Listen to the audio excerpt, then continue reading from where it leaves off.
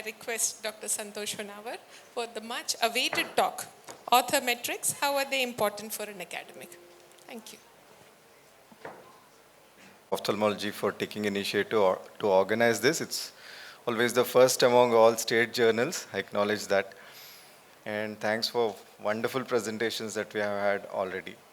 So I'm going to speak on something that's part of which has already been covered. So I'm going to talk on author indices and why are they important. If you think you publish because you want to achieve academic immortality, that is right, because you can live on the web despite you passing away. But you should know what is your worth. While you're doing it, some point in time you want to know what exactly is your worth and would you want to improve upon it. So how are authors evaluated? Some people just evaluate themselves by quoting the number of publications. I have 150 or 200 publications. But what exactly are these publications? Where exactly are these published? Are they in journals which have some substantial impact factor? What are the number of citations these articles have gathered?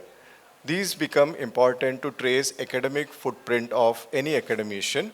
And there are individual matrices which are called H index, G index, I index, etc. So these help in tracking the impact of your article. It is mandatory that one academic cites the other because that is how academics progresses. And it is actually a debt that the published research findings are passed on to others. The citation universes have already been spoken about, impact factor of the journal has already been spoken about. Just to show you that with the increase in number of citations, you can see that in case of IGO, we went up from 1,500 to about 4,719 in 2021. It's gone to about 5,800 now, citations per year. That takes your impact factor up. So citations are the critical numbers that are required to take the impact factor of any journal up. Now, that is about the journal, but what about the author indices? These have been called by various terms, bibliometrics earlier, then scientiometrics, etc. But basically, these trace the academic footprint and trace the path for further growth. So how are these used? How are author indices used by various, I would say, decision makers? They can be used to assess personal growth of one academician over the other. In an institutional setting, that could have monetary benefits, that could have promotional avenues, that could get you an employment, or that could even help your kind of nomination for a particular award or scholarships. Some of the scholarships do consider author matrices as an important tool. I would skip these tables because they are very busy and very difficult to understand, but just touch upon three major author indices. H index is very popular among authors. It was introduced by George Hirsch, whose name it goes by, as recent as 2005. It's an easily computable index. It can be easily calculated. And if you have a profile on Google Scholar, it comes there. So you don't have to worry about calculating your H index. You simply create a profile on Google Scholar, feed in all the articles that are not already automatically fed in there, and you will get your H index. It combines the citation count and the number of publications. So how exactly it is done? If you plot a schematic curve between the number of citations and the number of papers, that is how it may look. And a 45-degree line is drawn, and where it intersects, it is called the H index. But what it means is that I'll tell you in very simple words. If your H index is 45, that means at least 45 of your publications have been cited 45 number of times. That is what it is. If you have an H index of 50, that's exactly what it means. You have at least 50 publications, each of which has been cited 15 number of times. That is what H index is all about. It gives an estimate of the impact, significance, and importance of an author to the research world. Now, what is G index? G index is slightly more complex. It caters to the visibility of the researcher. That means how many impactful articles have you published?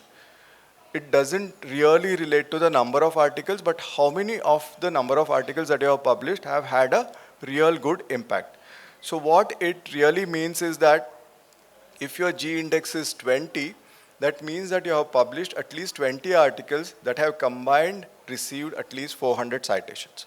So it is the square of the number of articles, and the number of citations should be the square of the particular number of articles. So 20 means that you should have had 20 articles together which have received 400 citations. So that is G index. G index is also popular among academics. E index is not. H bar index is something new which is also not become very popular. Google, as it does, simplifies everything. In 2011, Google Scholar introduced what is called the I-10 index.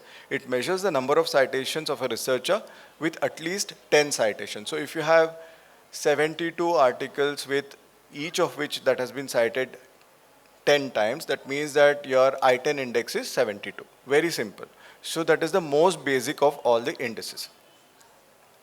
Now, if this is my profile on Google Scholar, just to show you an example. So if you do that, you get your H index, you get your I-10 index, and you also get the number of citations that you have received over the years.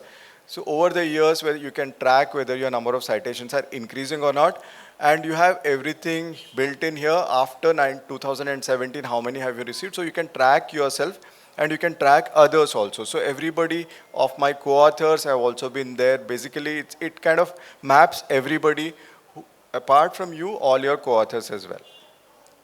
Now, with the onset of social media, it has become important that it is not just the academic citations that you have, but also who is talking about your research. Who has actually talked about your research in, say, Facebook, Twitter, LinkedIn, everywhere. So all these social media can be tracked by what is called alternative metrics or alt metrics. As was already pointed out, it comes like a donut.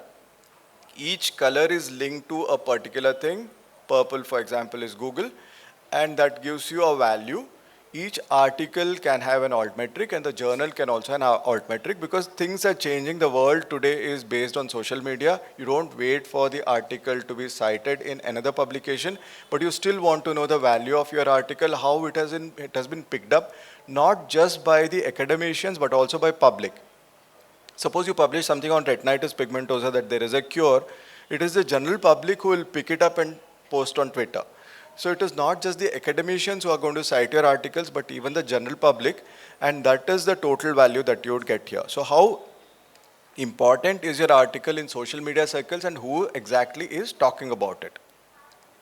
If you're a serious academician, you might want to get a membership for Publoons. Publoons not just tracks your academics on one single sheet, but also it will tell you how many articles that you have reviewed over a period of time. So it will give your credentials even as a reviewer. And Stanford University also publishes the list of individuals who have been cited in one particular year and over years. And with all this, the country rank also improves. India was number 6 in 2016. Now it has climbed up to number 3 position. So if the individuals do well, the country also does well. And that has been shown by the number of publications, citable publications India has. From 795, it has gone up to 1,907, just under US and China. That's very creditable performance for a country like ours. So thank you so much. That's about it. Thank you very much, sir. Thank you for showing how